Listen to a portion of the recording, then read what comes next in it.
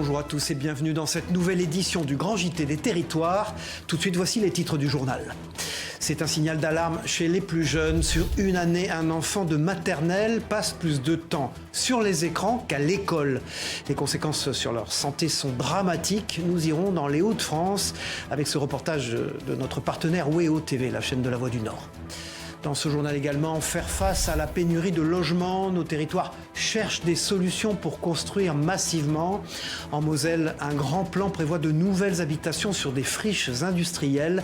Le ministre délégué au logement s'est rendu sur place. Nous y reviendrons avec notre partenaire Moselle TV. C'est le grand retour des algues vertes. Un tapis vert envahit les côtes bretonnes. La baie de Saint-Brieuc se démarque avec une concentration record.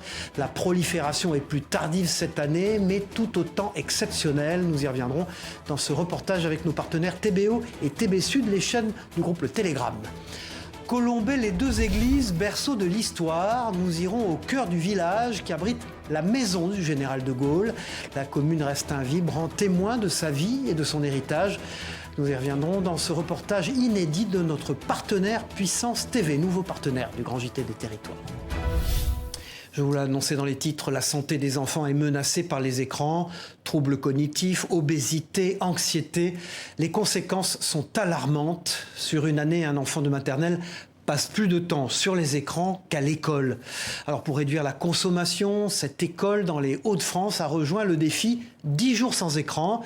Regardez ce reportage de Jérôme Houbron pour notre partenaire WEO TV, la chaîne du groupe La Voix du Nord. Se passer de télé, de smartphone ou de jeux vidéo, voilà un objectif de taille pour ces petites têtes blondes. Les élèves de cette école du Crotoy sont sur le point de voir aboutir la fin de leur défi, 10 jours sans écran. Il y a des moments, comme moi, maman, elle a oublié de descendre ma Switch qui est juste sur mon bureau. Puis du coup, il y a des moments, ça me tente. Pas facile d'échapper aux écrans tant ils sont présents dans le quotidien des plus jeunes. Pour motiver les troupes, un livret permet à chaque enfant de dresser un bilan quotidien du défi. Chaque moment passé loin des écrans permet de remporter des points. En quelques jours, Thomas a retrouvé le goût des choses simples. Je vais dehors, après je vais en bateau, je vais faire des tours. C'est quoi le plus amusant? Quand je vais à la pêche.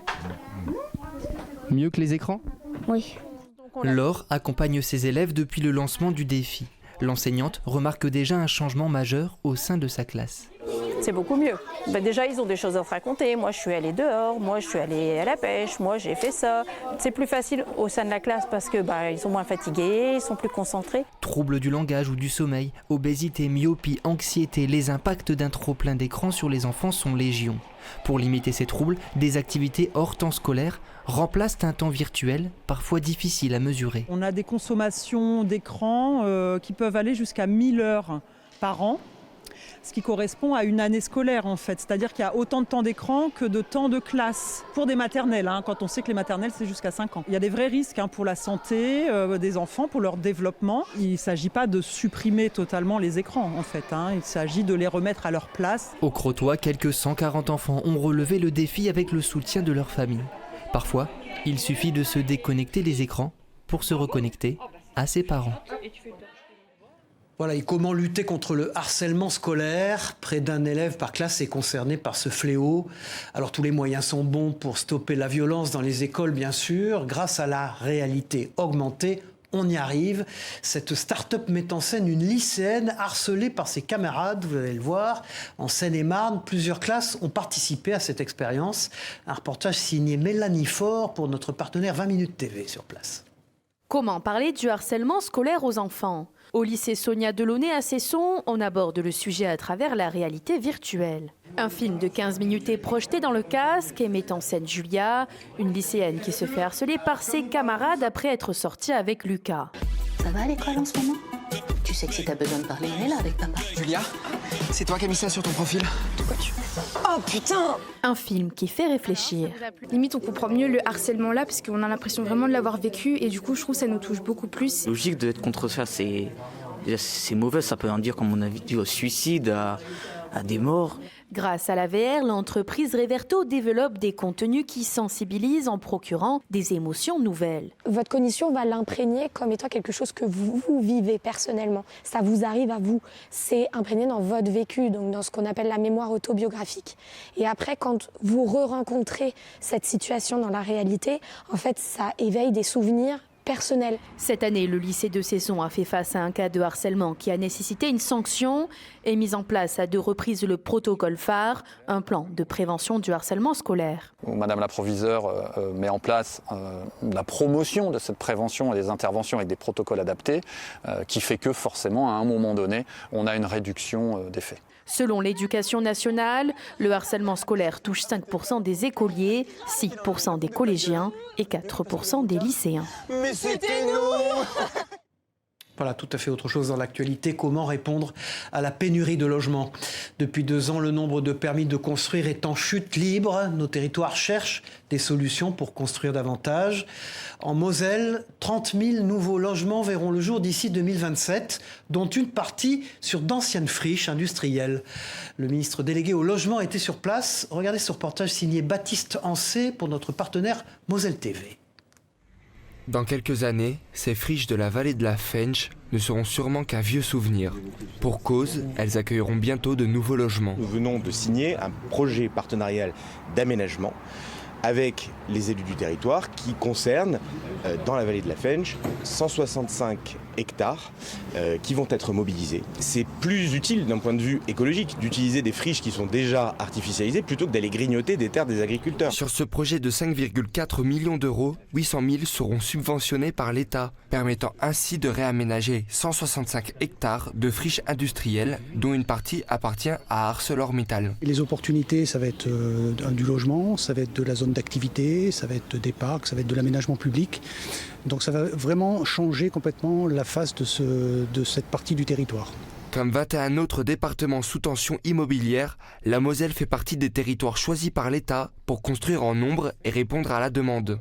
D'ici 2027, 30 000 nouveaux logements sortiront de terre. Un objectif qui ne fait pas l'unanimité. Pour l'instant, on nous promet des logements, on nous promet un petit peu de redynamiser tout ce secteur, mais on a une dépollution uniquement à usage industriel. On avait demandé à l'État une dépollution plus en profondeur, elle a été refusée. Après sa visite à Hayange, Guillaume Casparian a constaté le projet d'aménagement de 1800 logements à Audun-le-Tiche ainsi que l'écoquartier de 730 habitations à Montigny-les-Metz. Le quartier Lysée, quant à lui, a remplacé une ancienne caserne militaire.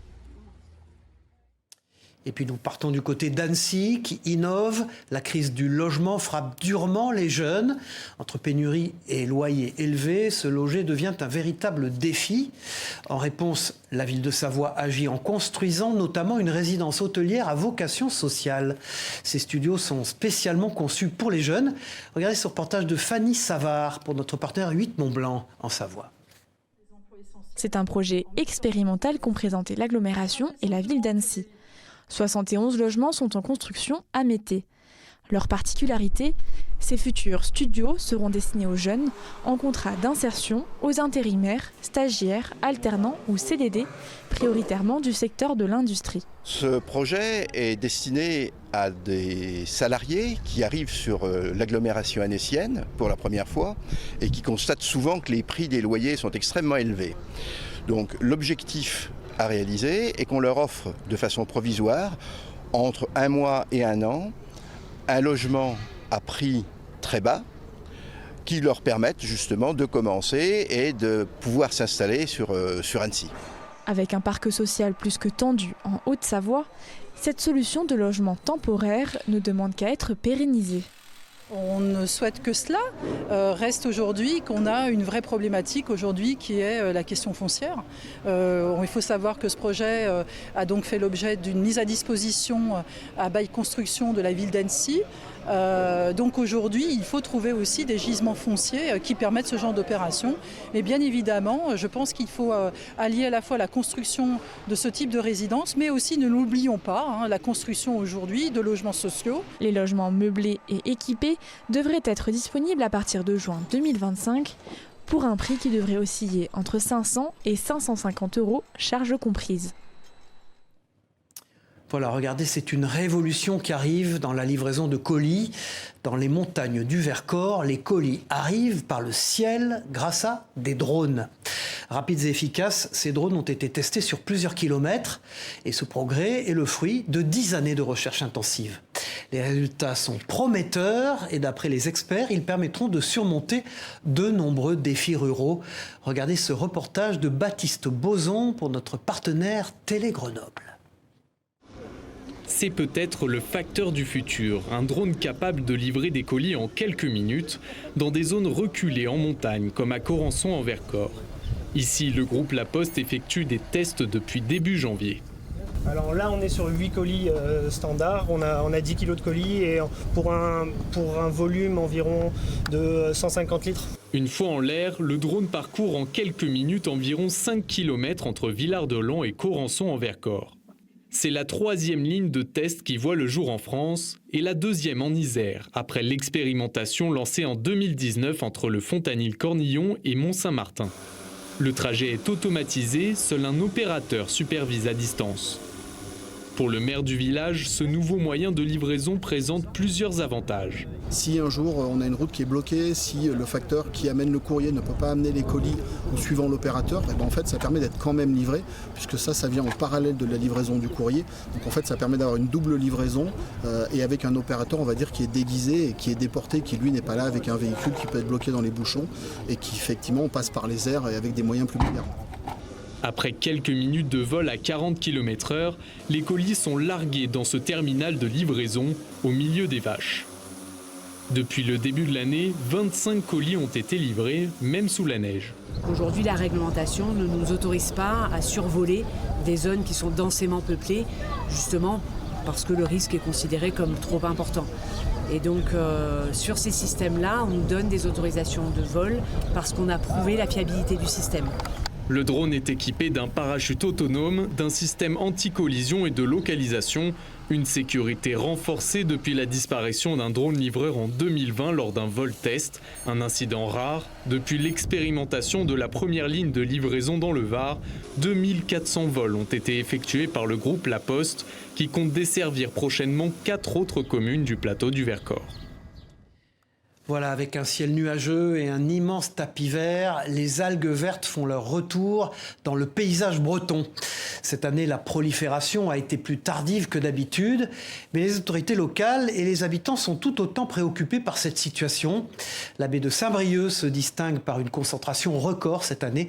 Un reportage signé Mathilde Kemener pour nos partenaires TBO et TB Sud, les chaînes du groupe Le Télégramme sur place. La saison des algues vertes a commencé, en tout cas en baie de Saint-Brieuc, qui concentre 90% des échouages de la région.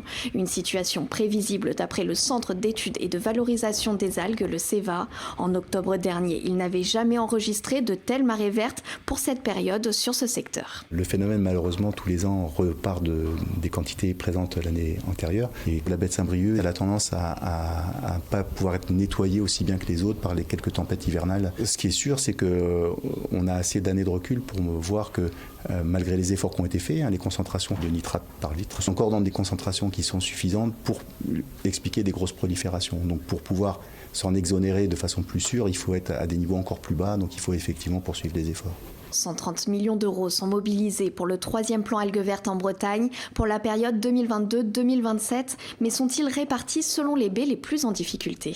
Si on devait regarder les moyens qui sont mis, les moyens ils sont concentrés là aussi où on a un nombre d'agriculteurs qui s'engagent.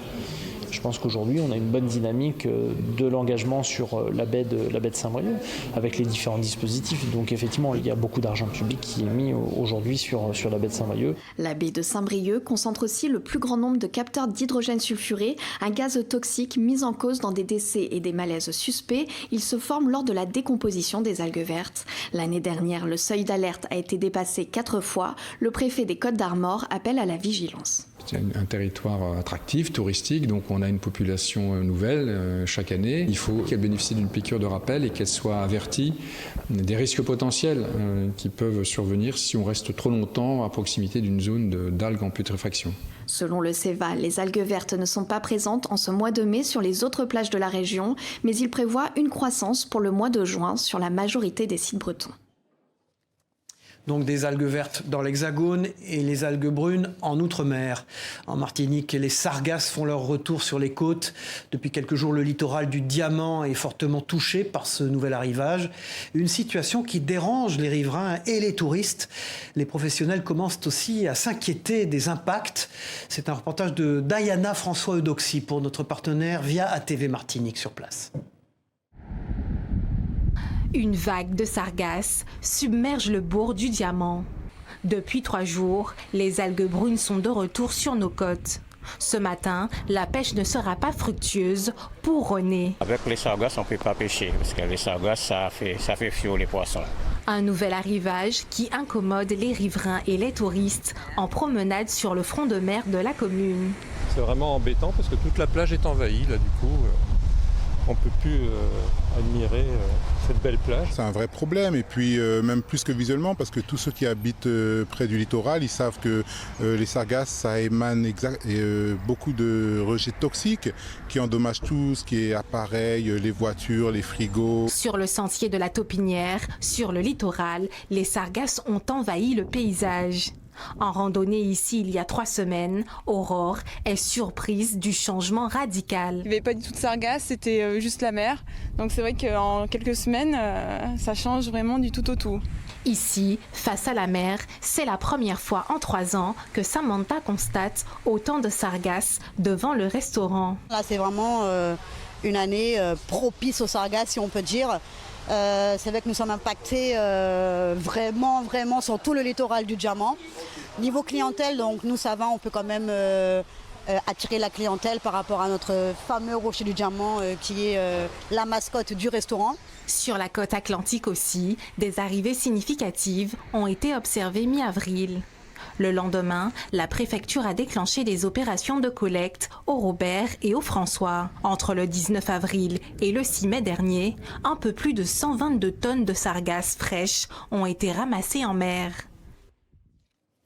Et puis, comme chaque année au mois de mai, il revient hanter nos journées et nos sommeils. Le moustique tigre est de retour, notamment en Gironde. Pour y faire face, la commune de Talence a mis en place un piège à larves public. C'est une première en France. Regardez ce reportage de notre partenaire TV7, la chaîne du groupe Sud-Ouest sur place. C'est main dans la main que la commune de Talence et le centre de démoustication de Bordeaux Métropole ont construit ce qui serait le premier piège à larves public de moustiques tigres de France. Ce piège pondoir donc, est équipé d'un plastique, d'un revêtement fin plastique rempli d'eau, sur lesquels on dispose donc des carrés de polystyrène sur lesquels les moustiques tigres, s'il y en a, les femelles moustiques tigres vont venir pondre. Le but, observer l'évolution de la population de moustiques tigres à Talence dans la zone du parc Pexoto précisément et lutter contre sa prolifération en piégeant les larves dans les cubes de polystyrène. Ce premier prototype a été dessiné par Stéphane Delgado, conseiller municipal à Talence. On est acharné contre le moustique, c'est surtout l'ennemi public numéro 1 de tout le monde, de mars à octobre, puisqu'il y a des gens, des habitants qui nous disent qu'ils sont prêts à vendre leur maison pour lutter contre le moustique. Donc notre enjeu est de taille. Il faut savoir qu'en moyenne, une femelle pond 250 œufs dans sa vie, qui dure 1 mois. Alors le centre de démoustication est sur le pont en intervenant principalement chez les particuliers de la métropole à leur demande. Nous avons à notre disposition du bacille de Thuringe, qui est une bactérie que la larve aquatique va ingérer. Et cette bactérie va libérer des toxines qui vont finir par percer la paroi intestinale de la larve. Le moustique tigre représente une véritable question de santé publique. Il peut transmettre des maladies dites arboviroses comme la dengue, le chikungunya ou le Zika. Alors l'agence régionale de santé se tient prête à réagir en cas d'alerte. 92% de la population de Gironde vit dans une commune colonisée. Et cette année, on a une situation épidémiologique internationale exceptionnelle puisqu'il y a une grosse épidémie de dengue aux Antilles en Amérique du Sud. Donc effectivement, c'est un sujet important en Gironde cette année. Au premier cas signalé, l'ARS déploiera un protocole précis défini par le ministère de la Santé avec démoustication intensive de la zone où vit le premier cas pour éviter la mise en place d'une chaîne de transmission.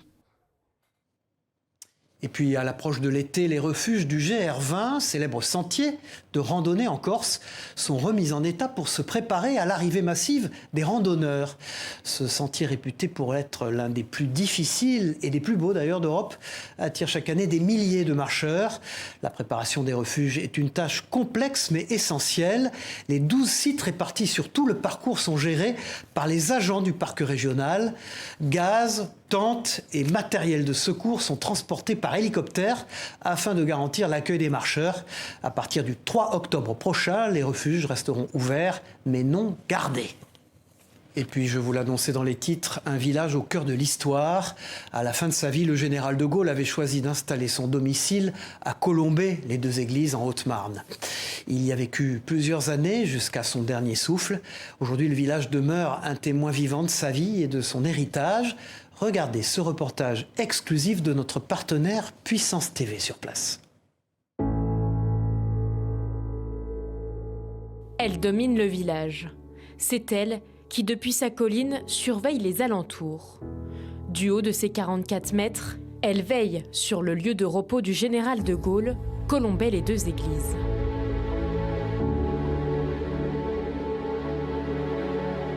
La petite commune de 680 habitants regorge de lieux historiques. Le village est devenu synonyme de mémoire et de souvenirs. C'est ici que le mémorial Charles de Gaulle est installé. Construit en 2008 sous la Croix de Lorraine, il retrace les grands événements historiques du XXe siècle à travers le parcours de De Gaulle. À l'intérieur, des voitures, des maquettes, des objets et des ouvrages retracent la vie du grand homme et de l'histoire de France. C'est ici que l'on peut admirer la traction. Dès 1958, le véhicule Citroën est devenu historique. Charles de Gaulle, revenu au pouvoir, en a fait sa voiture de tous les jours et l'utilise alors pour ses allers-retours entre Paris et Colombey-les-Deux-Églises. Et puis, au détour d'une rue, la demeure du général apparaît. C'est ici, loin de la capitale, qu'il a séjourné et qu'il a passé le plus clair de son temps. Encore propriété de ses descendants, la boiserie se visite aujourd'hui. Elle est devenue un musée que les amateurs d'histoire peuvent découvrir. Chaque année, près de 145 000 touristes se pressent dans la petite commune. Colombey-les-Deux-Églises est ainsi devenu le petit village, symbole de la grande histoire.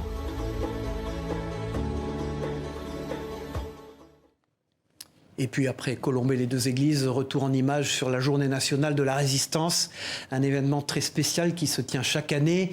Il marque la création du Conseil national de la résistance et cette année, nous célébrerons son 81e anniversaire, une occasion de se souvenir des sacrifices et des luttes qui ont forgé notre histoire. À Troyes, la journée a été marquée par une cérémonie touchante en l'honneur des résistants. Une gerbe de fleurs a été déposée au pied du monument aux morts, un geste symbolique qui nous rappelle que les valeurs d'humanisme sont plus que jamais d'actualité. Voilà, direction l'ouest du pays, désormais avec un embarquement immédiat pour une aventure dans les airs. À l'aérodrome du Mans, des baptêmes de l'air exceptionnels sont proposés chaque jour. À bord d'un autogire, les participants peuvent voler à plus de 200 km/h. Une expérience à couper le souffle et il faut avoir le cœur bien accroché, vous allez le voir, avec ce reportage d'Anthony Piton et de Sacha Lemoine pour notre partenaire LMTV Sarthe. Imaginez un oiseau de métal. Vous l'avez peut-être déjà vu voler au-dessus du Mans. Cet engin jaune canari est un autogire. Aujourd'hui, Martin s'apprête à vivre à bord son tout premier baptême de l'air. Allez, hop. Une expérience pleine de sensations fortes. En l'air, Martin découvre des paysages sous un angle nouveau. Super bonne sensation, très grosse sensation de liberté. Je referai pour peut-être avoir des cabrioles un peu plus importantes que ce premier vol découverte. Car l'autogire est un drôle d'oiseau, entre avion et hélicoptère. Engin connu pour sa maniabilité, il offre des sensations de vol assez uniques. C'est vraiment une vue sphérique, on y voit partout. Donc c'est des sensations de pouvoir voir sa maison, de pouvoir voir les châteaux, les rivières, etc. De visiter, mais de se déplacer comme on veut, de s'arrêter sur place, de passer de 0 à 200 km/h en 5 secondes et en même temps de pouvoir se mouvoir où on veut. Air Bleu ULM organise entre 300 et 400 baptêmes de l'air par an. Et pour ceux qui veulent aller plus loin, il est aussi possible de se former au pilotage et de passer son brevet de pilote d'ULM. Il y a quand même des notions à connaître et à savoir, donc voilà, il ne faut pas avoir la tête dure, on va dire. Hein. Il faut vraiment emmagasiner pas mal de petites choses qui font qu'après, derrière, ça va bien se passer. Même notre stagiaire Sacha a quitté le nid. C'est parfait. Cool. Parfait. Alors on est parti. Alors, prêt à prendre votre envol ? Voilà, merci d'avoir suivi le Grand JT des Territoires. On se retrouve très vite pour une nouvelle édition. Au revoir à tous.